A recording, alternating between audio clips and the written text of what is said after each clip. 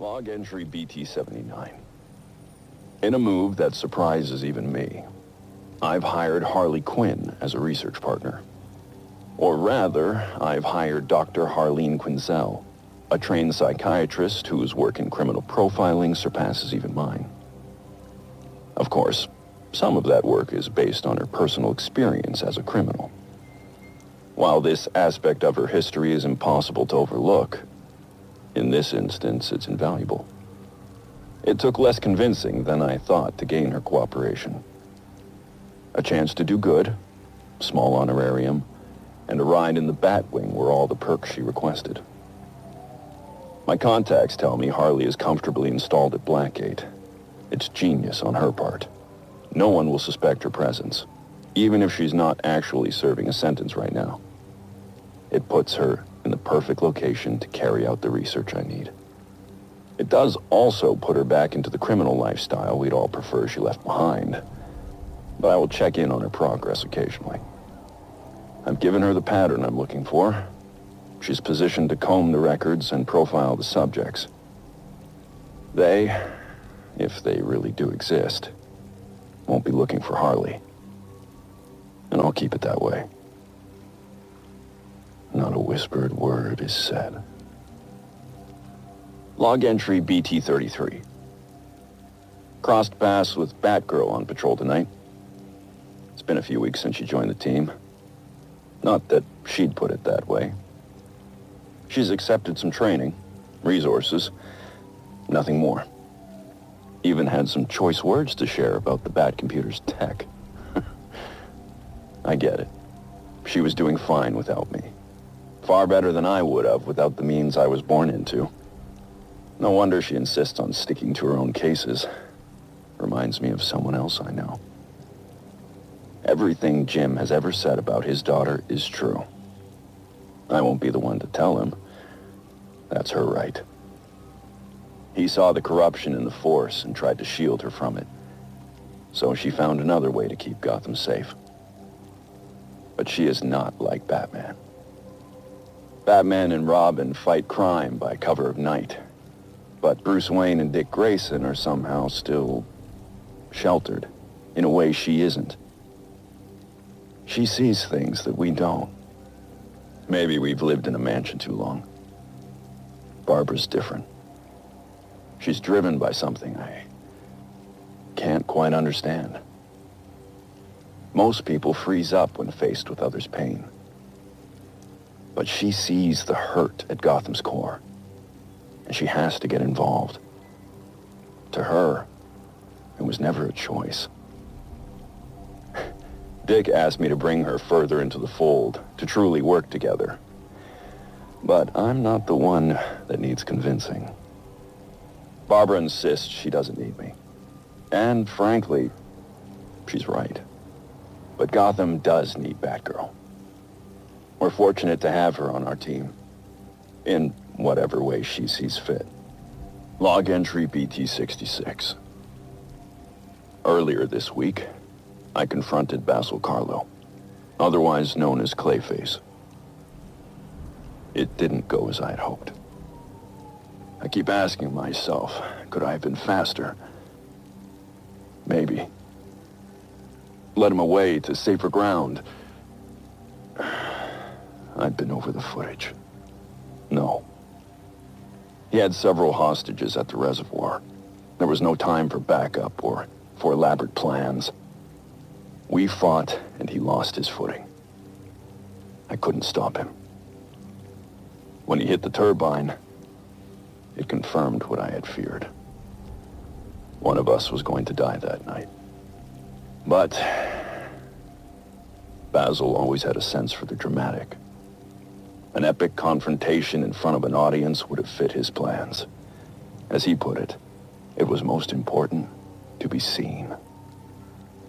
Looking back at the footage of the fall, I remembered one of Basil's earliest roles, a bit part in an adaptation of a Sherlock Holmes story. I compared the footage to his early film, and the staging was nearly identical. Now I wonder if he didn't cast himself as Moriarty to my Holmes, with that reservoir as Reichenbach Falls. Or, more in keeping with his ego, he cast himself as the hero. I'm going to continue studying Basil's DNA. If what I suspect is true, it's possible that some part of Clayface is still out there, alive. But what could be left of him?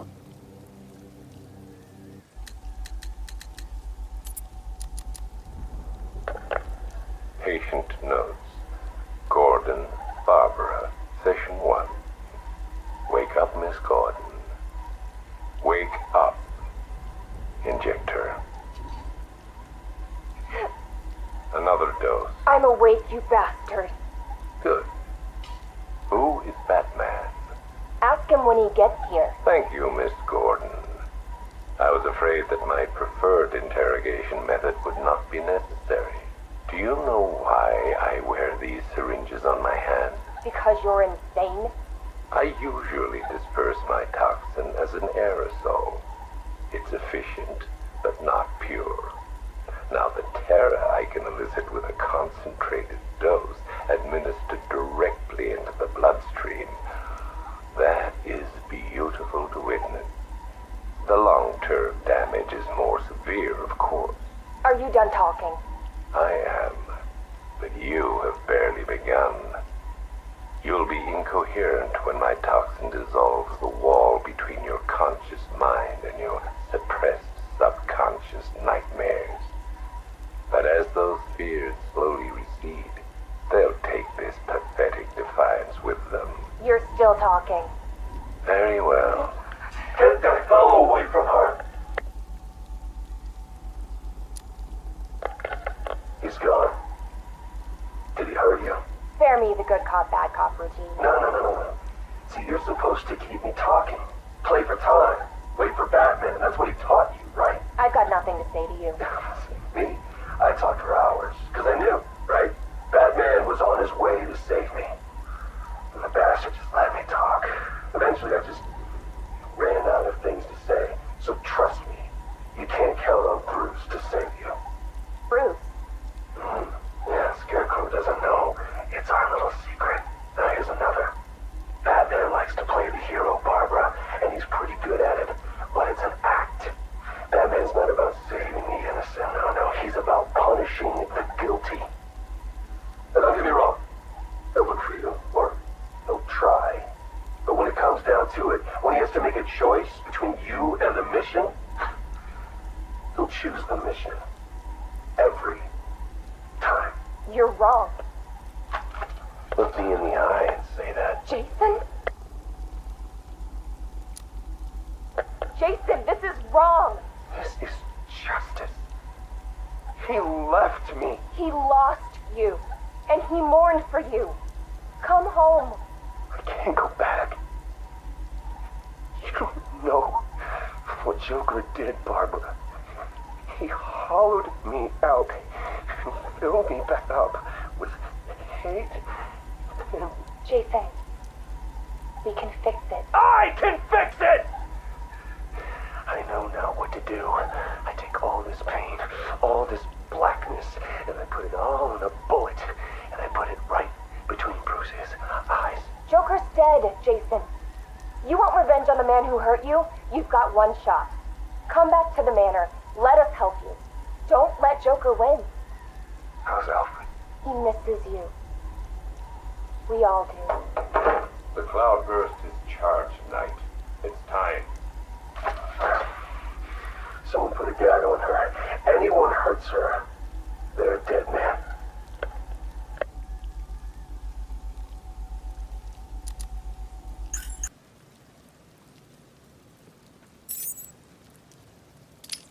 Hello? Anyone in there? No sense of humor. Ah, the strong and silent type, eh? Think you're safe behind that mask? Give me 20 minutes and a can opener, and I'll have you whimpering like a schoolgirl. You might like it. That's enough, patient. Guard, leave us. Yes, sir.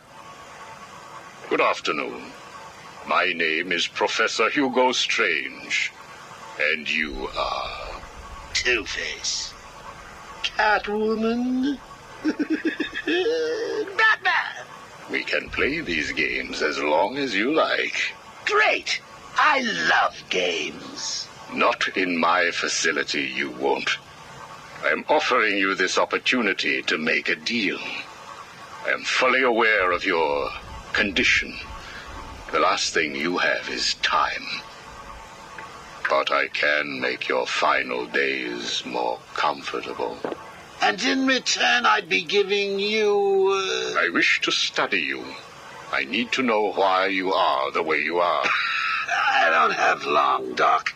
You're going to need more than some psycho mumbo-jumbo to get to the bottom of what's wrong with me. Oh, I have more than that. Much more. So, do we have a deal? How are you feeling today? You promised me another doctor, Strange. Maybe you shouldn't have killed the one I sent last week. What made you do it? Fish gotta swim, birds gotta fly. Besides, it was worth it to see the look on her face. Hey, you know what? I think I've got a piece of it here in my pocket. You are trying my patience. That was the third doctor you've killed. Well, keep on sending them, Doc. I'm trying to break my record. I think it is time for you to do something for me. Name it, Doc. Tell me how you came to be. Explain what made you what you are today. How you come to be sitting across the table from me, dying. Is that all? Well, I guess you could say I once had a very bad day. Really? Go on. It was a Thursday night. Things had been getting worse. I was 3 days from the bank foreclosing on my home. The chemical plant I worked nights at was about to lay off half the workforce. And I was sitting in the hospital, holding the hand of my pregnant wife, wishing to God that she wasn't dead. That must have been upsetting for you. Probably was. Back then, though, all I knew was that if I didn't let old man Falcone's men into the plant that night, they'd have killed me too. So here's the thing. I had to decide. Could I live without her? Was there any point going on? I've got to admit it. I was scared. Not of being dead, you understand. No one would blame you if you were. It is perfectly common. Do I look common? No, I was scared of the part just before you die, when you don't know what is about to happen, when you're desperately clutching at life and trying to hold on with slippery, blood-covered hands. So I made a decision right there. And what was that? That is a story for another day, Strange. I think I may need to see a doctor. Get me one. You were telling me about the night your wife died. Oh, no, Hugo. As I recall, I was waiting for you to send me another doctor. We both know I have sent you 3 more doctors. Did you? Yes. One was left dismembered outside the elevator to my office. The other 2 have not been seen since they were sent to you. How careless. Listen, Doc. Professor. Okay, Professor. I'll give you a little more. I just hope you're taking notes. It's the day after, and I'm standing in the freezing rain, just staring at the chemical plant, feeling numb. Jeannie was dead. It didn't seem real. I can remember the day I first met her. Her infectious smile as I told her bad joke after bad joke. How, even after living with the pathetic wretch I was, she still wanted my child. And then they arrived. Reality's way of yanking me another wedgie.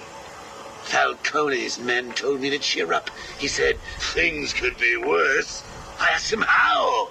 He grabbed me by the collar, pulled me close. He'd been eating garlic, and each word stank as he threatened to perform oral surgery on me with a nail and a brick. Creative guy. They hand me a box. I remember thinking it was heavy. Was it a bomb? A gun? I'd never used a gun before. Were they that heavy? And what was in the box? How's that doctor coming along? I'll get you one. And when you do, I'll tell you the rest. You are looking a little better, yes. Well, I have my good days and bad days, but I do try and start each one with a smile. Are you ready to continue your story? Yeah, why not? So where was I? The box. Ah, yes, the box. So there I was, tearing open this box, expecting the worst. And all it had in it was a crazy red dome and a cloak. I thought they were having a joke with me, but oh no. They made me put it on. They said it was a disguise. It would keep me safe. It smelled like garlic. And that was it, really. I was dressed up like a spaceman, barely able to see, trying to break into the one place in this town that had given me a job. Have you ever tried to walk with an enormous fishbowl on your head? Don't answer that. It's hard. I couldn't see where I was going. I must have tripped one of the alarms. I heard muffled gunfire. I panicked and tried to run. And then I saw him. Who? Batman. Really? Yes, really. Batman tried to hit me. I moved out of the way, but, well, what you need to understand is I had this giant bowl on my head, and I lost my balance. It's like life, really. One minute everything's bad, the next your wife's dead and you're hanging on for dear life, suspended over a tank of experimental chemicals. I'm sure he'd say he tried to save me, but we all know he didn't. I fell. For a second, just as I hit the surface, I thought I may just get away with this. I assume that wasn't the case. Do I look like I got away with it? I was drowning. The chemicals were burning my skin. My entire body felt like it was on fire. And it was all his fault. Whose fault? Batman's? Who else? Yours? Come again? Let me tell you what I believe. I believe that you have fabricated a series of events that you use to conceal the truth about your condition. I have read 12 different accounts of your past. All different, except for one detail. Batman. What can I say? I like to keep things interesting. A wise man once told me that if you have to have an origin story, you're better off making it multiple choice. And never facing up to the truth of what happened. What you did. How you got here. Oh, I know exactly how I got here. A big truck brought me here from Arkham. You remember the asylum, don't you? Of course. Well, good. Because I'd hate to think that I'd fabricated seeing you watching me in my cell all those times. Excuse me? Hugo, you merry maniac. You were obsessed with me. You all were trying to get in here. Next thing you'll tell me it wasn't you who sent old Sharpie over the edge. Nice work, by the way. Thank you. So here's the thing. If you want to make sure that no one else finds out about your past, you should start poking your nose into mine. Oh, and send me another doc. I think I need a second opinion.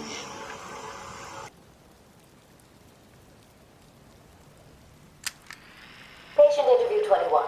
Patient's name is Edward Nigma, also known as the Riddler. So, Edward, Warden Sharp tells me you've been leaving threatening riddles scrawled on the asylum walls. Again. One would have to be severely paranoid to read threats into harmless riddles, Dr. Young. May I test you with one? Very well. What is it that walks on 4 legs, then 2 legs, and finally 3 legs? A human being. As a baby, it crawls on 4 legs. As an adult, it walks on 2. And in later years, it uses a cane. Good try. But the answer to all 3 is a baby. True, it crawls on all 4s, but cut off its legs and it can only wiggle on 2 limbs. Give it a crutch, it He can hobble around on 3. You see? It's horrible. How can you even joke about that? Easily, Doctor. It's not my baby. Taped interview 39. Patient's name is Edward Nigma. At this point in time, I've yet to decide if Mr. Nigma is a suitable candidate for the Titan process. I'd like to talk about your childhood. Miserable. Next. By all accounts, that is where your fascination with riddles began. I believe discussing those years could explain your compulsive behavior. Very well. My father hated me. Always called me a moron. I see. I was determined to prove him wrong, so I entered a contest at school. A $20 prize to the kid who could figure out an almost impossible logic problem. I won, of course. And that pleased your father? Hardly. He was convinced I had cheated. He kept yelling, "You must have cheated! Admit it, you moron! You cheated!" I swore I didn't, and he hit me for lying. I'm sorry to hear that, Edward. Don't be. He was right. Patient interview 44. This is yet another interview with Edward Nigma. I have yet to make up my mind whether he's a genius or just deluded. Whichever one he is, just being in his company is both irritating and exhausting. Hello, Miss Young. You look tired. Anything you need my help with? No, thank you, Edward. I am here to help you. We all are. Forgive my arrogance, Doctor, but if you think I need your help, well, you're in the right place. Let's look at it a different way. Throughout your career, you have specialized in bizarre traps and convoluted clues that more often than not result in the death of the unfortunate participants. And if the citizens of Gotham were smarter, my games would be merely an amusing diversion. Instead of death traps. You really should be thanking me. Weeding out the ignorant, the stupid, the useless. But don't worry, I'm sure you would survive. What a lovely photo on your desk, Doctor. Your family. Mother, perhaps. Put that down. Get out. Go on. Let's discuss your obsession with Batman. Hardly an obsession, Miss Young. I simply feel an obligation to expose him. You know who he is? More important, I know what he is. What do you mean? It's obvious. The mask, the weapons, the scare tactics. He's a criminal. No different than Joker, Two-Face, or myself.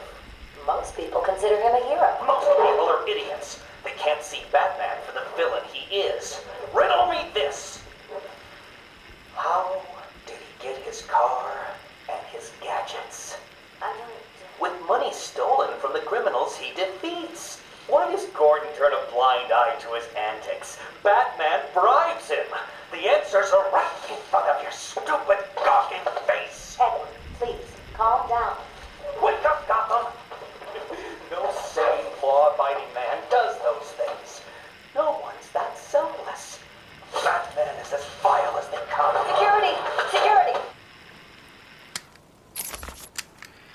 This is my final interview with Edward. I have gone as far as I can.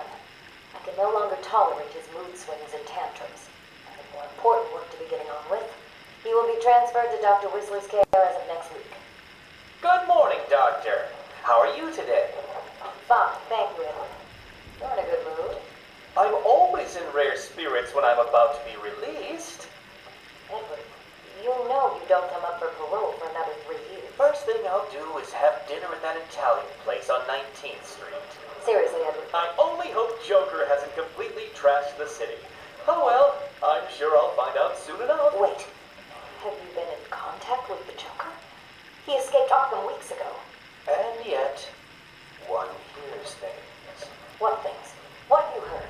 Oh, something about a surprise party for Batman. I forget the rest. You know Joker. Yeah. Edward, if you know anything, you've got to tell me. Lives could be at stake. What did Joker say? You forget, Doctor. I'm the one who asks the riddles. Ladies and gentlemen, boys and girls, the circus of strange coming to a town near you. Never before has such a host of talented performers gathered in one place to amaze been entertained. Be astounded by Big Top. Is it a man? Is it a woman? Who knows? But I guarantee it's the most gigantically grotesque assortment of flesh you have ever seen. Be dumbfounded by the acrobatic oddity that is Siam. Stare open mouthed as these conjoined triplet hooves defy the limits of the human body and its imagination. And last, but by no means least, be stunned and horrified by the combustible wonder that is phosphorus bricks. Folks, you gotta see it to believe it. Come and join us, and you'll never look at the world the same way again.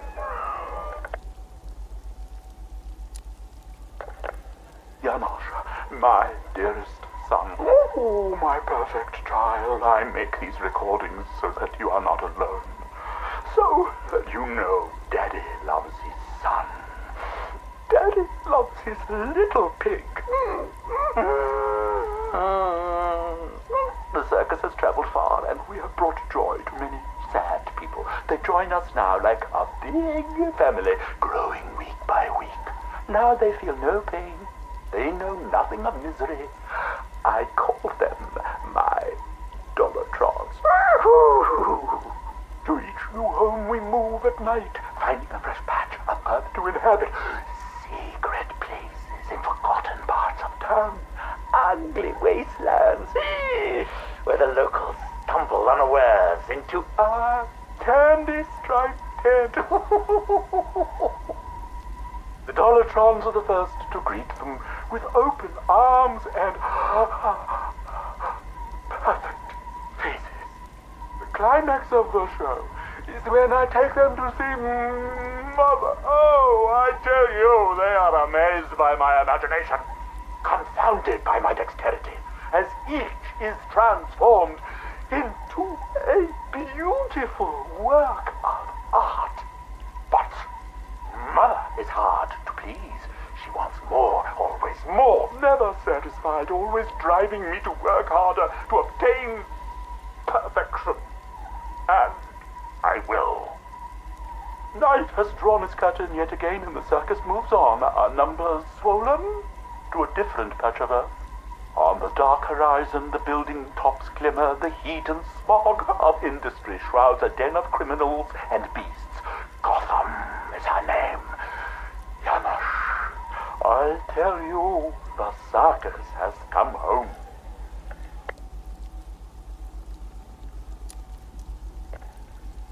My dear Janos, it is time you learned the truth about your mother, your real mother.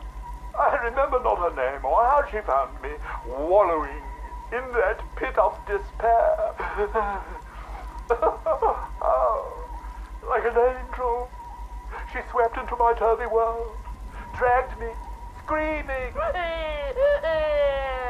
from shapeless chaos, and wrapped me in her arms.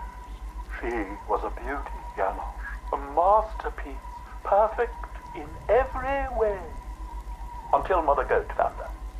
Imagine my horror when I emerged from that dreamy soup and discovered what she'd done. Placenta fade, cork-on smile, ribbons of ruptured flesh. Ooh, the nails had done their work. But by then my seed was already sown. Your life already begun. Mother would have killed you both had I not stopped her. Saved you from her rage. Day and night I've worked, month after month, sculpting her loathsome clay to recapture the beauty that saved me that night. The night of your creation. She clung to me as you grew, as I toiled to make her right again. But nothing pleased Mother Goat! Nothing.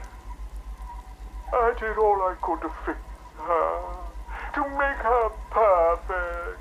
But by the time you came along, I couldn't even look upon that spoiled canvas of her face. I couldn't let that be that face that greeted you in this world. I had to end it, Janos. For you. For Mother. She left me no choice.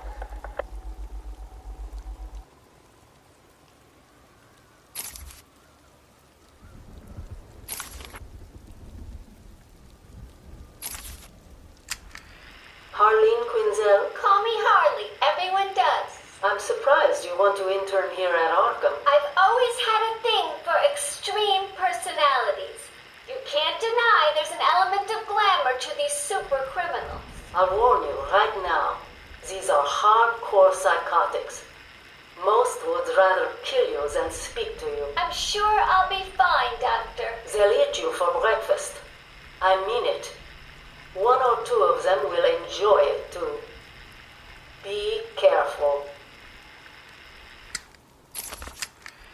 Patient interview number 1. So, I'm your first, am I, Toots? You know what they say, you never forget your first time. I'll try to make it memorable for you. Oh, you already have. Tell me, why do you do the things you do? Why do you think I do it? Fame, notoriety, a desire to stand out from the crowd, a wicked sense of humor. You're good. How did you figure me out, Doc? I've had doctors poking around in here for years, and no one was as astute, and if you don't mind my saying, beautiful as you. Really? You're just playing with me. Well, you'll never know, will you? Unless... Unless what? Tell me. Care to tell me how these got in my office? Simple, really. I put them there. Why? You don't like flowers? I think the guards would be interested to know you've been out of your cell. Oh, if you really were going to tell, you already would have. How do you know I haven't already? Oh, sweet. I like you. I really do. Even your name.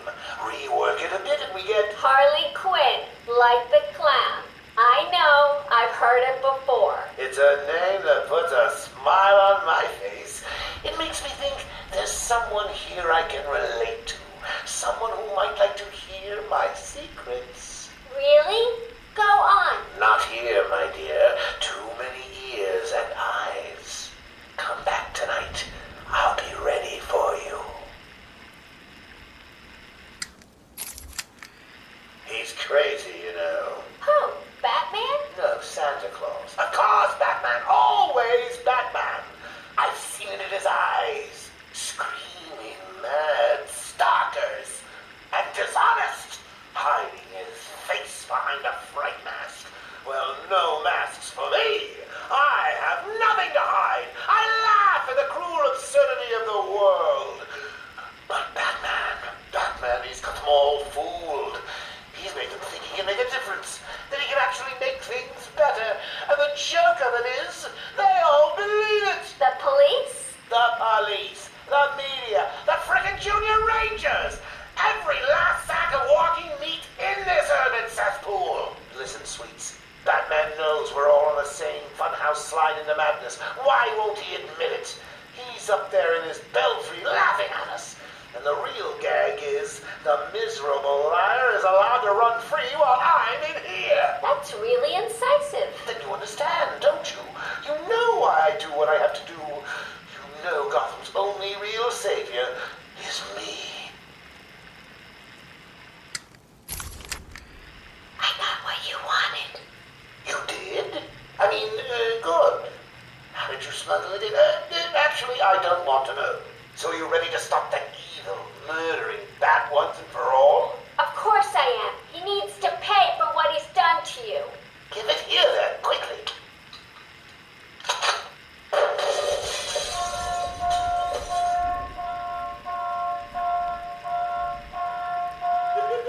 Come on, Doc. We've got ourselves a bat.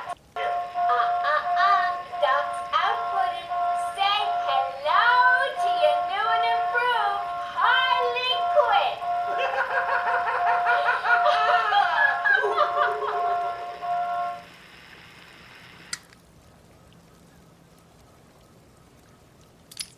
only doing this as a courtesy, Strange. Don't think you've beaten me. I just thought we could both benefit from a little talk, Mr. Cobblepot. Don't try that psycho mumbo-jumbo with me, Strange. I'm not like the other crazies. Of course not. After all, considering the challenges you faced. Challenges? What freaking challenges? You're no better than me. No one is. I own this place. Well, to be clear, I allow you certain freedoms, but let's continue. Why do you feel the need to own anything? I believe it is a mechanism to compensate for some childhood inadequacy. You were friends with the Waynes, correct? I was. Till someone did the world a favor and blew the brains out of little Wayne's self-righteous parents. I was laughing for weeks. It still brings a smile to my face. And you think that's okay? Okay? No, I don't think it's okay. I think it's bloody hysterical. That family destroyed mine. What happened to them? Well, it couldn't have happened to nicer people. Take a seat, Mr. Cobblepot. What is it now, Strange? I wanted to talk about your apparent hatred of the Waynes. Your outburst last time was most interesting. Oh, it's simple, really. I don't like the sniveling little bastard. Look at him. All high and mighty because someone killed Mummy and Daddy. Most people look upon him with sympathy. No, they don't. They're jealous. Jealous of his money, his cars, his women. He lost the sympathy vote when he vanished for all those years. I can't tell you how much I hoped he was visiting his dear mum and dad. Where do you suppose he went? How am I supposed to know? Let us move on, then. No. It's time that you do something for me. And what is that? Here's a list.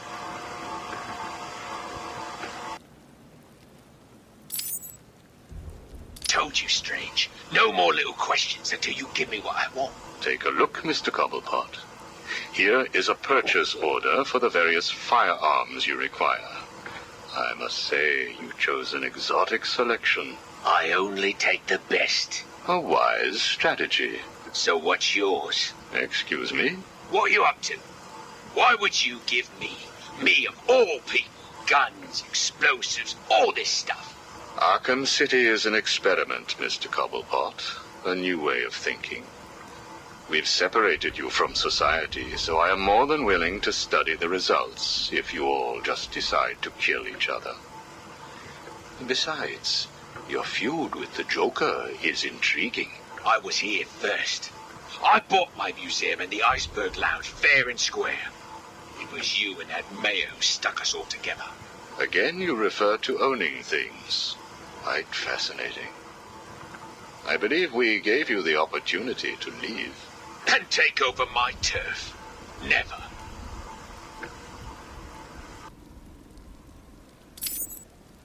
Good evening, Mr. Cobblepot. I trust you received the second delivery. Yeah, I did. I don't know what you did to those dribbling monkeys, Strange, but they were perfect. I'm glad. It appears that we can both help each other. If you say so. I suppose it doesn't hurt that by the time I'm done with them, they're usually in too many pieces for anyone to know what you're really getting up to in those rooms of yours. I have no idea what you are talking about. Of course not. So, Hugo. The clown. She really dying? It appears so. Self-inflicted, of course, but yes, he is. He has Mr. Freeze working on a potential cure, but I am sure neither of us want him to get his hands on it, do we?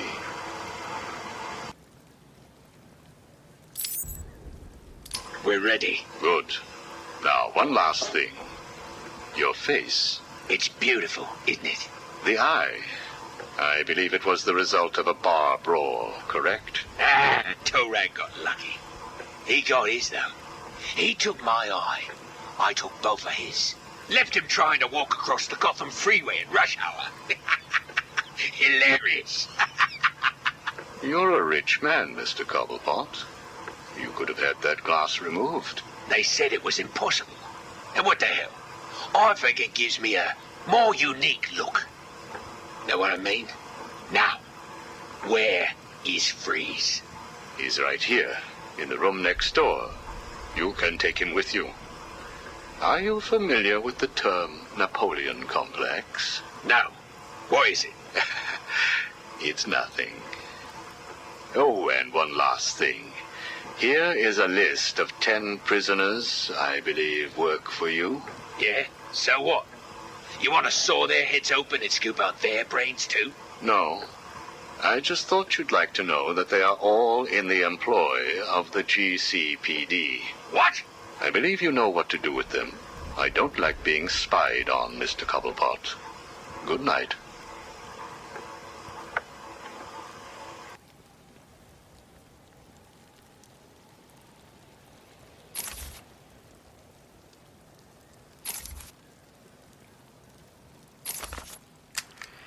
Patient interview 1. Patient was referred to me after the incident with Dr. Murphy. He appears to have suffered a breakdown of sorts. I believe it was brought about after the loss of his wife and child. As yet, the patient has been unable to speak. Continued observation shows little mental activity. It's as if the shock of what he saw triggered his mental collapse. There's someone in here! It's him. We found him. Break down the door! Note to self, as ever, it is difficult to continue my research under such conditions. Step away from Dr. Combs. Now. Get down on the ground. We found them. Someone get a medic. Oh, God, what's he done to him? Patient interview 6. Dr. Crane has been back in custody for 3 weeks.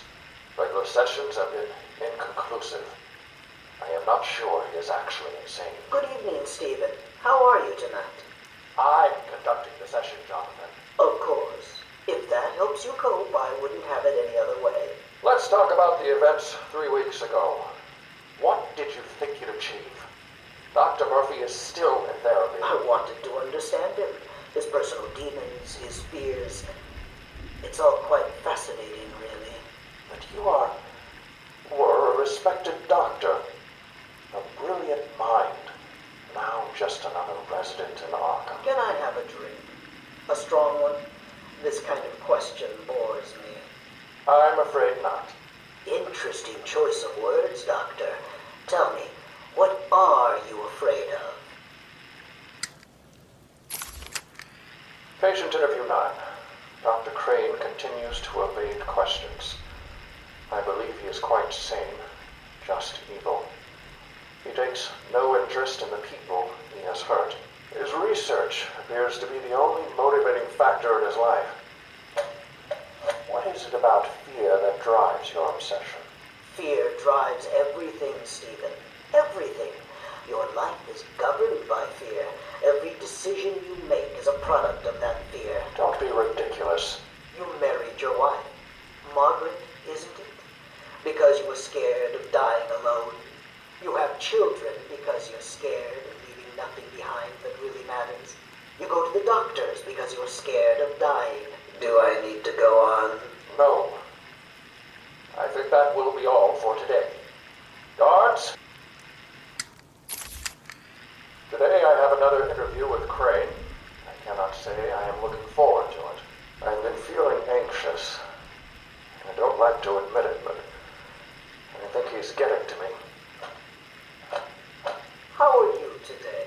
I keep telling you, this is my session. It was your session, Doctor, but not anymore. Are you okay, Doc? I think. Yes, Oh, he's fine. Just questioning his grip on reality. You should be doing the same any second. Huh? Is that you? Wait, what are you doing? Get off of me. Help! I need help here! I can't breathe! Like I said, you're all part of my experiment now. A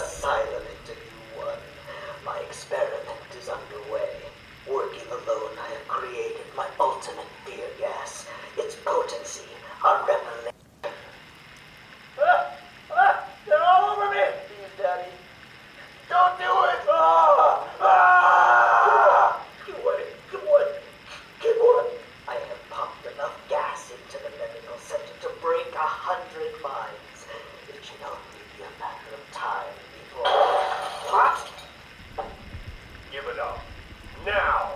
How are you still standing? How come it's not affecting you? Who says it's not? I knew it. What was it like? What have you seen? Officer Cash, get this formula to the air conditioning system now. You failed, Crane. Again. I've been working with Dr. Kellogg in creating an antidote to the toxins in your cologne. He fooled you, Crane.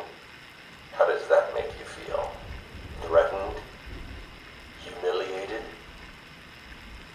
Scared?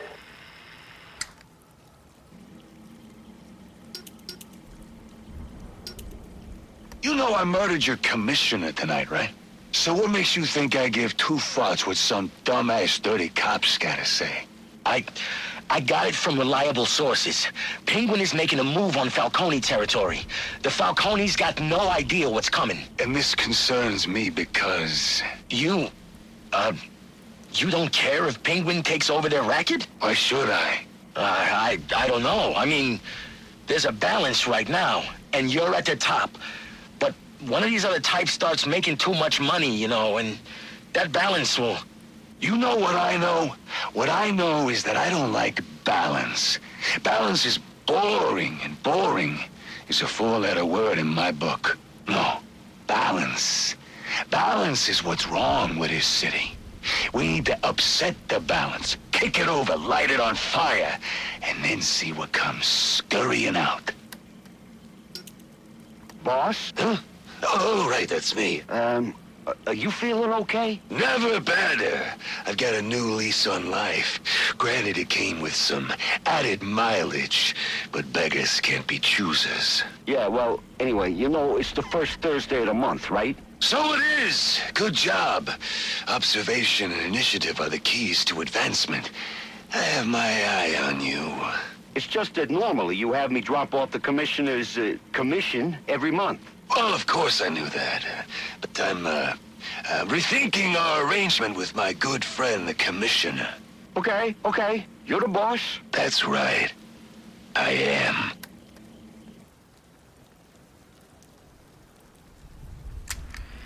Patient interview. Pamela Lillian Isley, November 12th, 11:33 a.m. Good morning, Pamela. How are you today? Fine. Today is a special day. What do you mean? This is the anniversary of my new life. When I found my true self, my destiny. Are you referring to the event with Dr. Woodrow? Yes. What else? Of course, at the time, I thought Jason had poisoned me. But in retrospect, he did me a huge favor.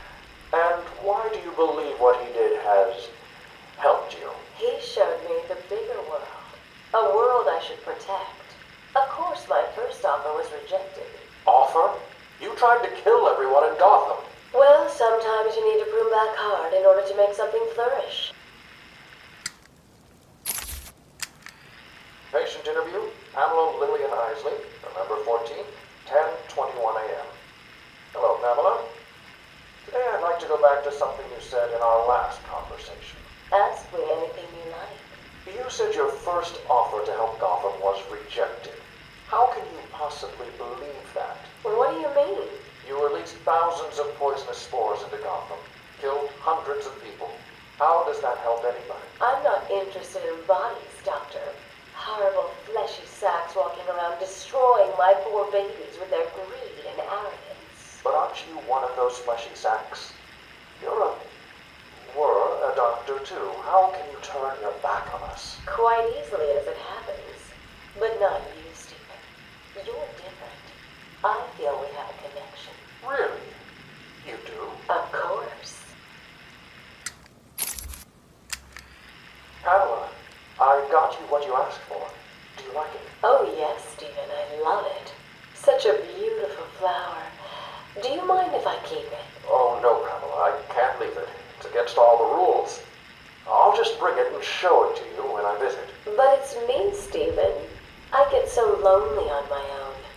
You wouldn't want me to be lonely, would you? No, of course not. Keep it.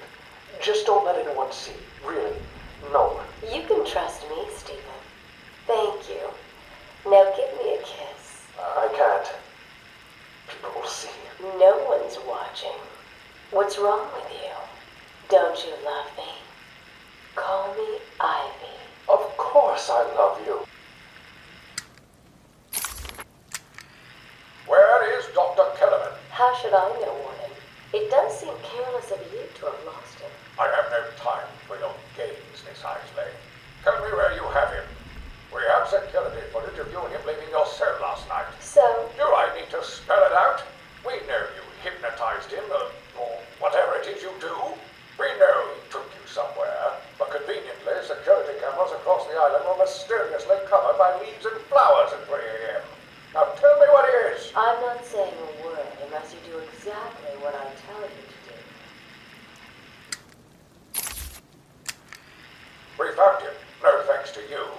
The poor man could have died. So? He has a wife, a child. As do the plants he tramples underfoot.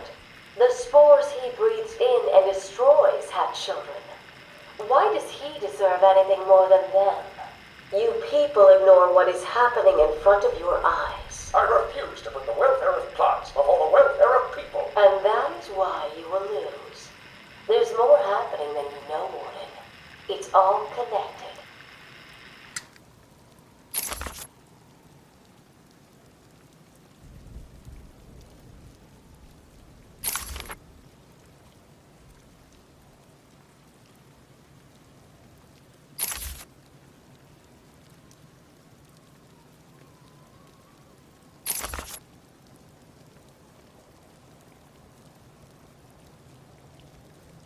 Did I ever tell you about my first kill, Batman?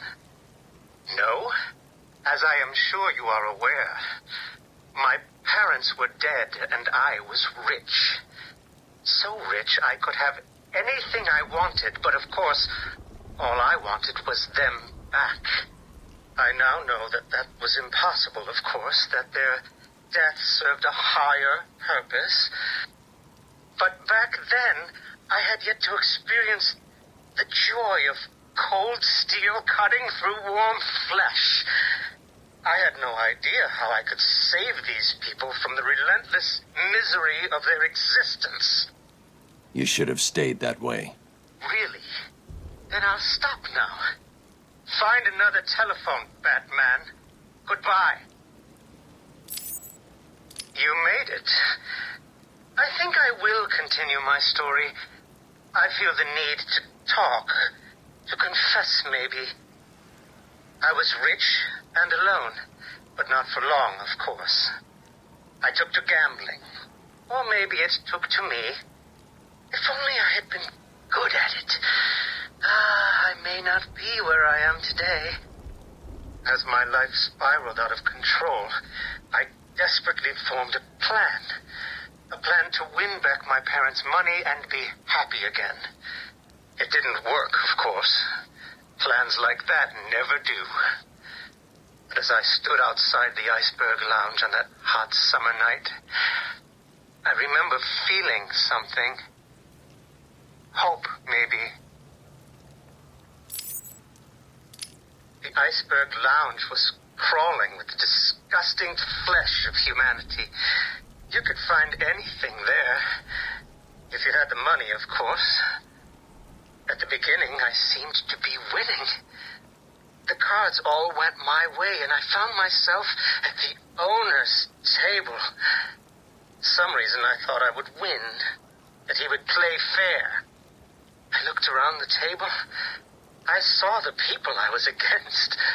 Card sharks, thugs, princes, and the disgusting midget who ran the place. One by one, they all lost or folded. The chips were piling up, and it was just him and me. They called him the Penguin, even back then. He had both eyes, of course. That little accident hadn't happened yet. And both of them were looking at me when I put down my cards. 6 of clubs. 6 of diamonds. He looked scared. He leaned forward and I could smell the cigar stench on his breath. The 6 of spades and finally, the 6 of hearts.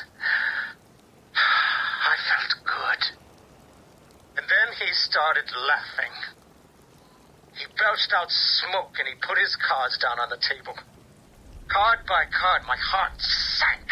A 3, a 4, a 5, a 6, a damn 7! Straight flush ended me there. I was lost and thrown out into the city to die. Penniless. Can you imagine what it was like, Batman? I was numb.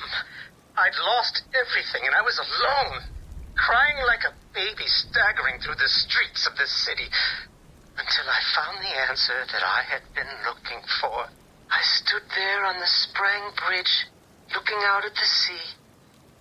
I felt the warm breeze on my skin, and it felt right. I looked down and imagined myself falling into the blissful arms of my mother. And then he appeared. He held out the knife and demanded my money. My money! Can you believe it? I looked into his cold, desperate eyes, and I saw something familiar. Something inevitable. I saw oblivion. I saw that we are all the same, stuck on a miserable loop that demands salvation. So I gave it to him. Can you imagine the vagrant's surprise when I grabbed his knife from his hands? It was instinctive. It was beautiful. In one movement, I sliced out his throat and gave him the gift of salvation. It happened so fast, but I felt every joyous sensation. The blood sprayed over my face, and I saw what little life was left in his eyes leave. But then it was over. I felt lost. Like it had been meaningless. That no one would acknowledge my sacrifice. And then it happened. Without realizing what I was doing, I plunged the knife into my forearm and cut deep. It was incredible. I felt my body elevate to a higher place. It had become a temple to my work.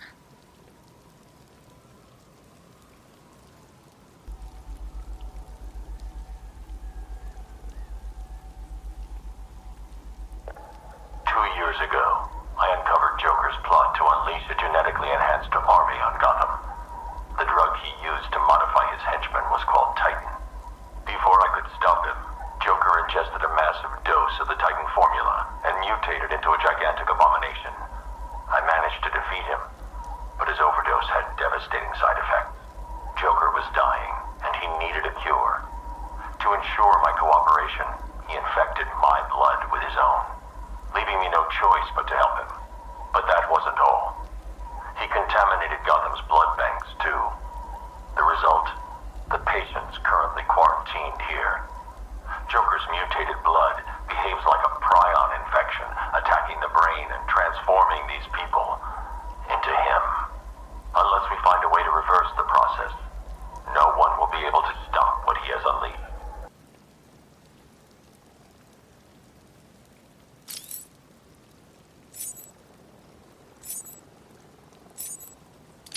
How does it feel, Wayne, to stand on the very stones that ran with your parents' blood? Do you feel sad, full of rage? Or does that outfit help bury your feelings, hiding your true self? Oh, you are a truly extraordinary specimen. I look forward to breaking you.